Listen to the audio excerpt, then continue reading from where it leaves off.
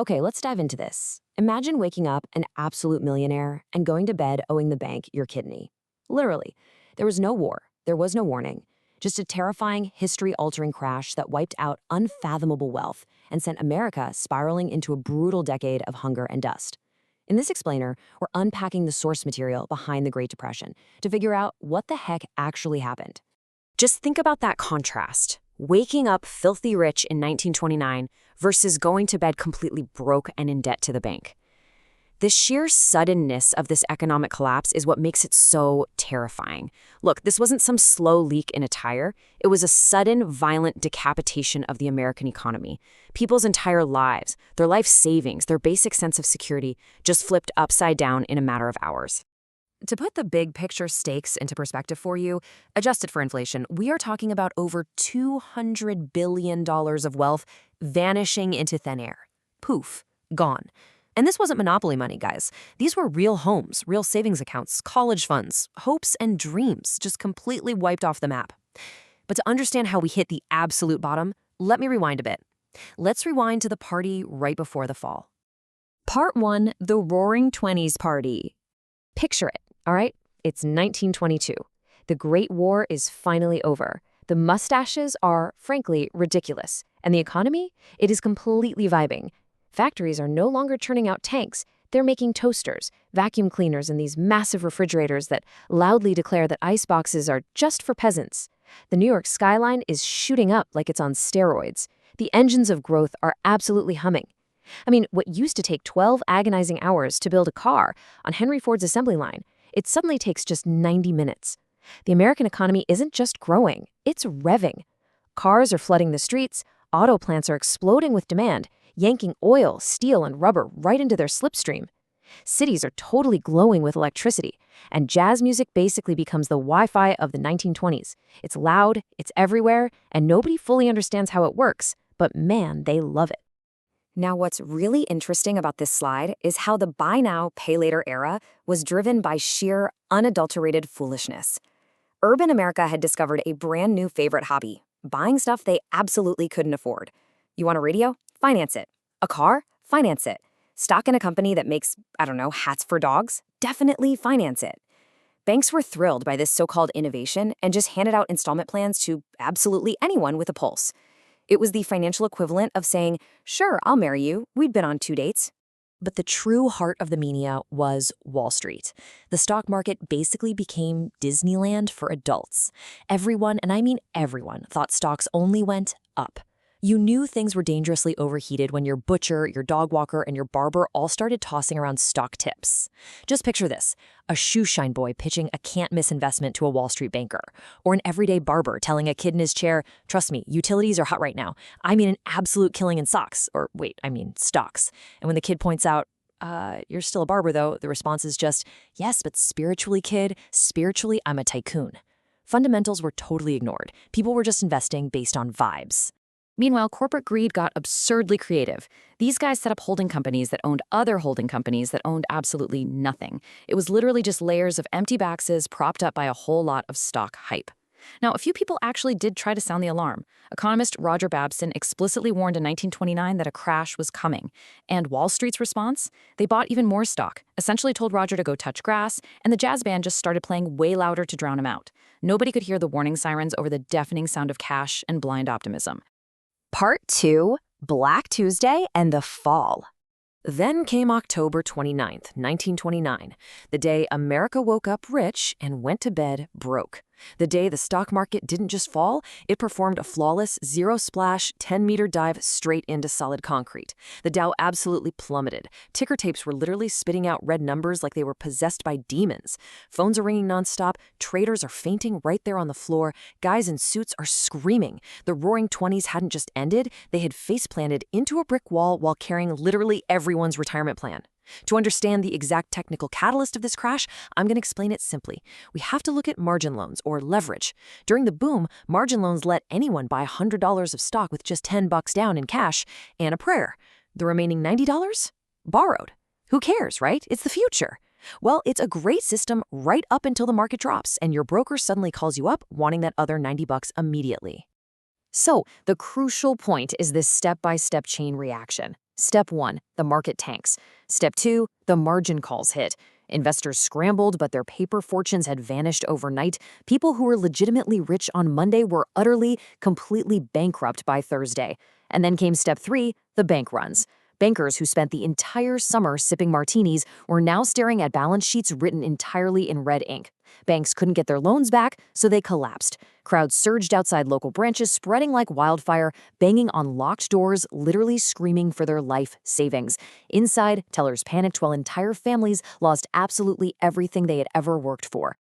And yet, right in the middle of this absolute financial apocalypse came the denial. Newspapers printed these ridiculous, sunny headlines about the market adjusting, printed right below photos of men pawning their wedding rings just to buy a loaf of bread.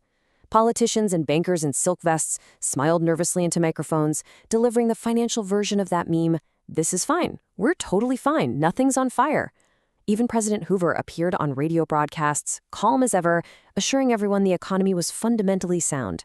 Meanwhile, millions of Americans sat at empty dinner tables, wondering exactly which part of that sentence was supposed to feed their starving kids. And the disaster didn't stop at America's shores either. Panicking U.S. banks desperately called in their overseas loans. European economies, which, let's be honest, were basically just duct taped together after World War I, were thrown straight into a blender. Germany's super fragile recovery collapsed, Britain wobbled, global trade, the great artery of worldwide prosperity, choked and fell by an astonishing 50% in just 3 years. Half of all global trade just gone. Part 3, the tragic human cost. This is when the music truly stopped. By 1931, the music was completely gone. The lights were off. The party was over. And what came next wasn't silence. It was the heavy, grinding sound of factories coming to a halt.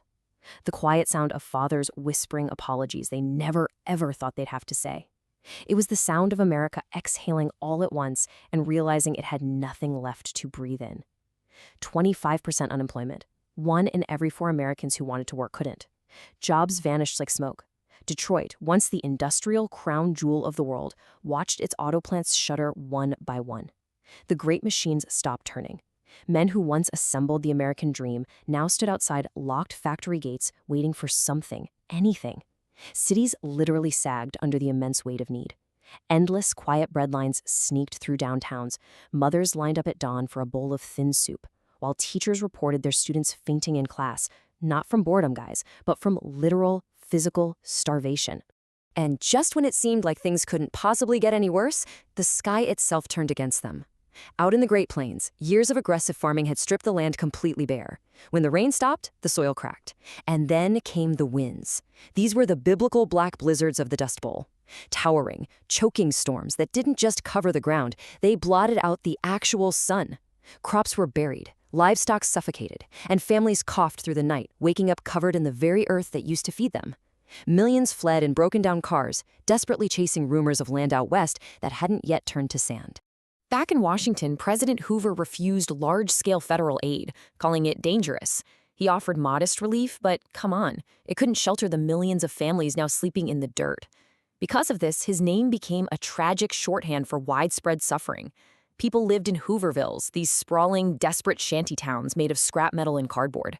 They slept under Hoover blankets, which were literally just old newspapers. And they walked around with Hoover flags, which were just their empty pockets turned inside out. Then, in the summer of 1932, something inside the nation finally snapped. Thousands of desperate, forgotten World War I veterans marched to Washington to demand the service bonuses they had been promised for the future because, well, they were starving right now. They built a peaceful tent city, and the government's response? The U.S. Army was sent in. Tear gas was fired. Camps were burned to the ground. Families fled into the smoke. Americans watched in absolute disbelief as their own government turned its weapons on its own heroes. People realized their institutions had completely betrayed them. America wasn't just broke, it was broken. Part 4. Recovery, Relief, and Reform. FDR steps up. And yet, somehow, the people endured. By March 1933, a massive shift finally arrived. Millions of exhausted, desperate Americans leaned into their radios, searching for a lifeline, as Franklin Delano Roosevelt stood at the podium for his inauguration. This specific moment represented the first true deep breath the country had taken in years. He delivered the now legendary line, "The only thing we have to fear is fear itself." But you have to understand, it wasn't just a powerful speech, it was a highly targeted psychological move. FDR understood that before he could fix the banks or the farms, he had to stop the panic. He had to jumpstart the psychological recovery of a nation that was entirely paralyzed by dread. And this brilliantly illustrates what happened next. Following the inauguration, FDR unleashed a tidal wave of policy changes known as his alphabet soup. The CCC handed young men shovels to go plant trees and conserve the land. The WPA hired millions to build roads, bridges, and schools, rebuilding not just the nation's infrastructure, but human pride. But he didn't just want to create jobs. He wanted to fix the broken machine itself. So he created the SEC to force Wall Street to finally play by the rules and the FDIC to ensure bank deposits, putting up a guardrail ensuring your hard-earned money would never just vanish into thin air again. Slowly but surely, a gray world began turning back to color. Banks reopened, and this time, people weren't running to withdraw everything in a total panic. They were quietly, hopefully, depositing their cash back in. Social Security was introduced, telling everyday citizens they wouldn't have to literally work until they collapsed. Even the culture revived. People packed into theaters to watch The Wizard of Oz, watching a dreary sepia world magically transform into vibrant Technicolor, which is honestly a perfect metaphor for a recovering America. Cities buzzed again, and hope began to return to the skyline. Part 5. The Dark Horizon Approaching.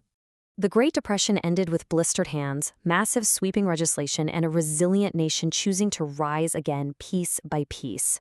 Over in the distance, American factories started humming once more. But this time, they weren't just producing toasters and vacuum cleaners. They were turning out helmets, heavy boots, and ammunition. The world was shifting again.